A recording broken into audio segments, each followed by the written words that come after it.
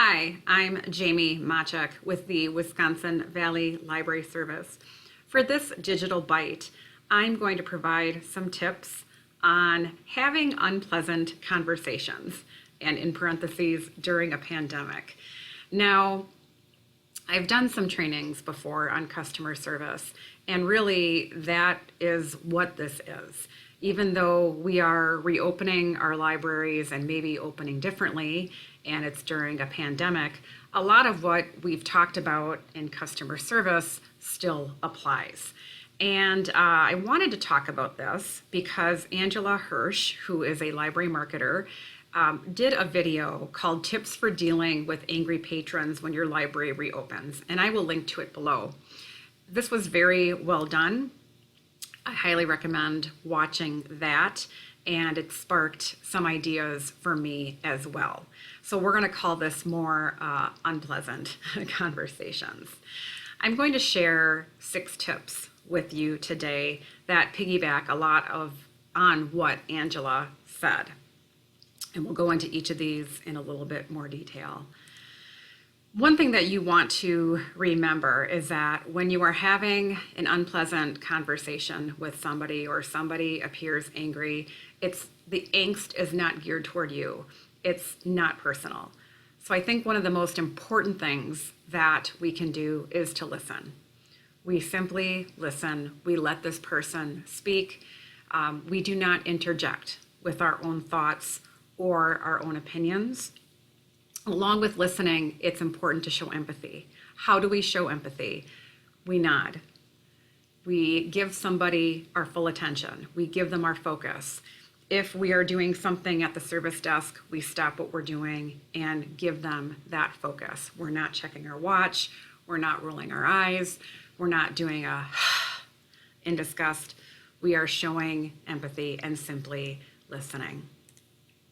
Another phrase that a phrase that I think works really well is the I understand. So I understand why, I understand how. And when you use these phrases, you're not necessarily even giving your opinion on masking, on social distancing, on your library's limited hours or limited services. Again, you're listening and you're showing that empathy. And people want to know that you understand. They want to know that you care.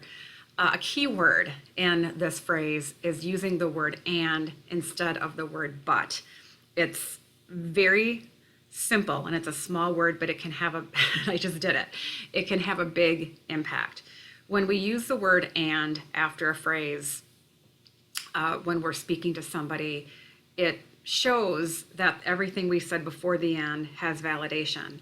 When we use the word but, it makes it sound like whatever we just said doesn't have validation. Let me show you an example. I understand why you are frustrated with this policy, but we are doing this to ensure the safety of our staff. Okay, so when I say but, it's almost like I said, I understand why you're frustrated, but I'm really not understanding why you're frustrated.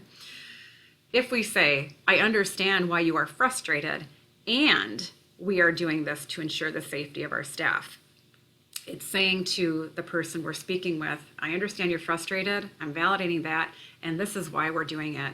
It's so subtle, and it can mean a big difference. This is a hard habit to break. I still find myself catching myself saying but. So it's a hard habit to break.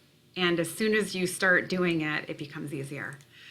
The third tip is that we want to be supportive of any decision that is made by our library. So we are not going to speak unkindly to patrons about our library board, our library director, even about another library. If you have a neighboring library and somebody comes in and says, well, that library is doing this and I don't like it, so that's why I'm here. You're not going to say, yeah, I don't know why they're doing that.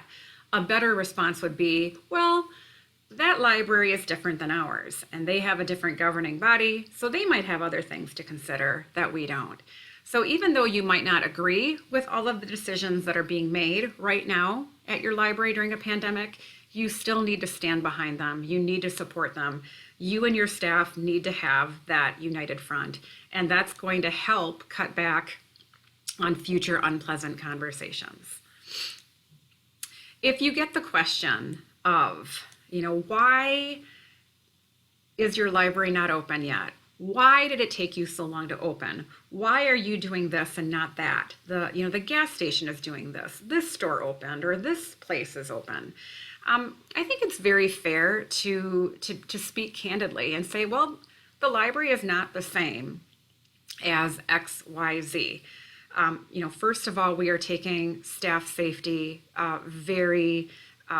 we are taking that into high consideration.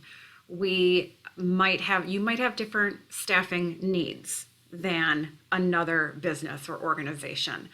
Also, libraries are known as a place to gather. We encourage people to come in and sit down and read and spend time on the computer and study with friends. Right now, other places are not encouraging gathering. If you go to a grocery store, you go in and get your things and you get out. Even at our local farmers market right now, they are recommending that people only spend 30 minutes at this farmers market, and that's an outdoor market.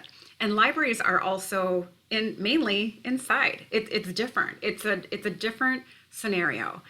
Also, library materials are returned, so we have to take in other considerations such as quarantining. So I think it's okay for us to say the library is not the same as this. And as long as we do that with respect, again, being respectful of those organizations, that is something that we can add to the conversation if we feel we need to. So instead of also focusing on the things we can't do, focus with this person on what we can do. Well, here is what we can offer. We are still doing summer library program. We are still allowing time for you to do job searching or applications on our computers. We have free Wi-Fi, 24 hours. We are bringing back printing and faxing services. You can still pick up books or materials.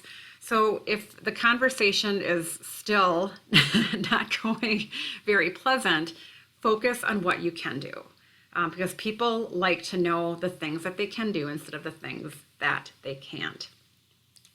At any time during this conversation, whether we are in a global pandemic or not, inappropriate behavior should never be tolerated. And that includes yelling, that includes using inappropriate language, that includes any kind of threatening.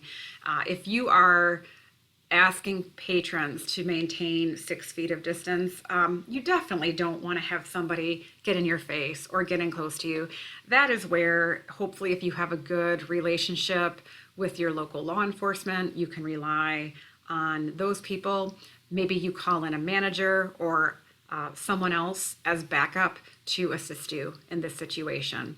So when I say at the beginning, you want to listen, you want to show empathy, you want to nod, of course you want to do this. But if any of these things start happening, then all of that is off the table. That is when you need to bring in support, and that is when it is perfectly acceptable to ask somebody to leave.